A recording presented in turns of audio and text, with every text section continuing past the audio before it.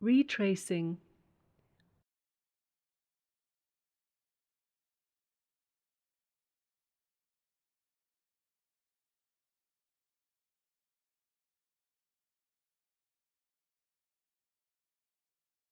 Dawn unveils the gouged eye of the storm.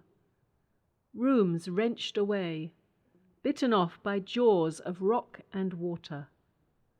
Burglar bars buckled, unable to hold off the deluge, barbarous thief. Half a house hangs above a chasm.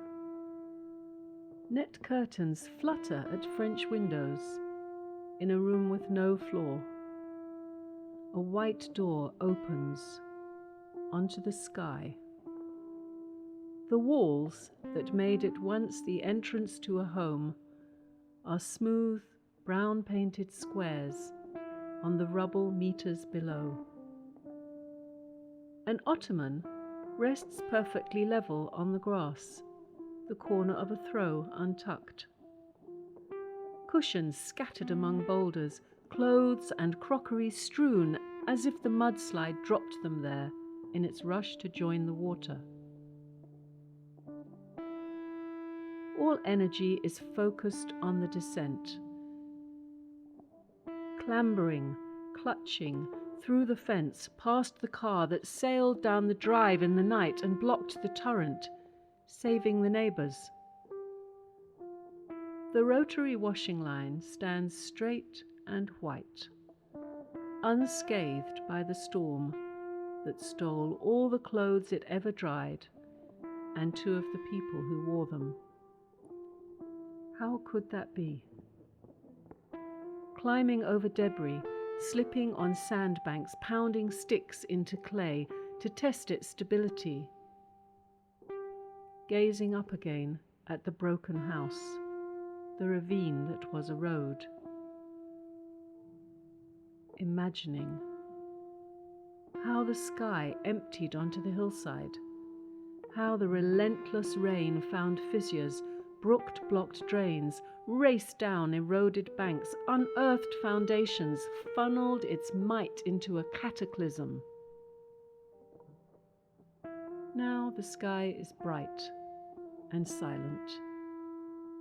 Sorrow hangs in the air. Questions gush, hammer the mind like water on tin. Did they wake? Did they hear? Did they feel? Did they see? Did they fear? There is soft weeping. Candles are lit. Weak flames fret in the pale breeze. Prayers rise and waft. Every step we take in love. The retracing of those steps begins, full of hope and anguish as before, this time in search of peace. Trekking tentatively down, ahead the earth is ripped, rocks dislodged, daring us. New channels lead to impassable gullies. More trees have been uprooted in the second rains. The path is raw. Yet between fallen boulders and above lacerated banks, there is green. Reeds, ferns, grass shooting up, as though nature is starting again. Looking back, there is no sign of devastation. The torn house is out of sight. A waterfall stumbles glistening over siltstone shelves. The friend who first saw your lost boy goes ahead, picks out pathways, marks arrows in the pink sand for the rest to follow. Your sister takes a different route, always, usually a more difficult one despite her injured foot.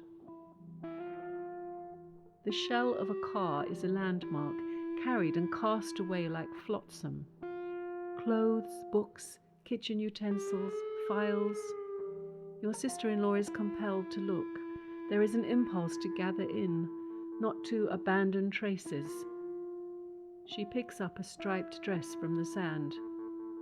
tells us when you last wore it, then walks on singing hymns. Sia kudumisa,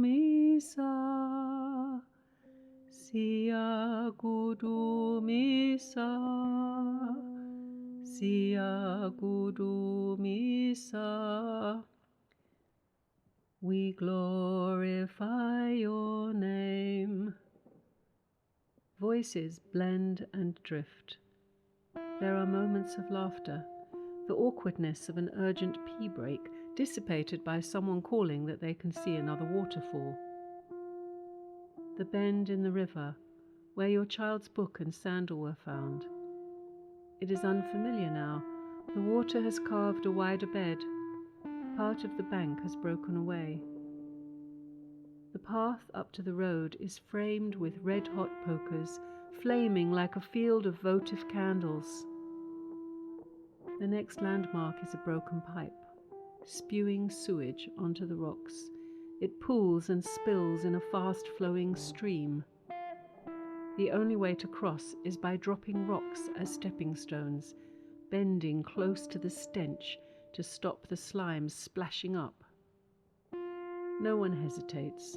This is simply the route to the destination. Close to your tree again. The bare, branchless silver gums stand sentinel. The trunk that caught you has tilted over the river, as if it has come to rest. Its roots are woven high into the bank. Sun floods through its arch across the rocks. Candles in holders cut from discarded plastic bottles are pressed into the sand. A wooden cross behind, a water hyacinth root beside. Reciting the rosary, crucifixes catch the light with each shift of beads. Words and water mingle. Your sister sits on a rock facing the tree. Her lips part with the prayers, but the sound dissolves.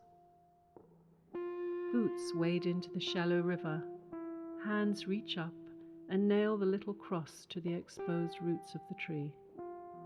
Bright ferns that have sprung along the bank are plucked and placed around the cross. Holy water sprinkled, then salt, fingers outstretched. Downstream to where the sun dips. Conversation hushed, hands held. Your sister takes her own path again, ambles along the far bank. How will you get back? We call. Find a way, she answers. Unsteady steps towards healing in the ritual of retracing. And where your child was found, a canopy of flowers, sunshine petals stretched across the sand, a shrine to his pure light.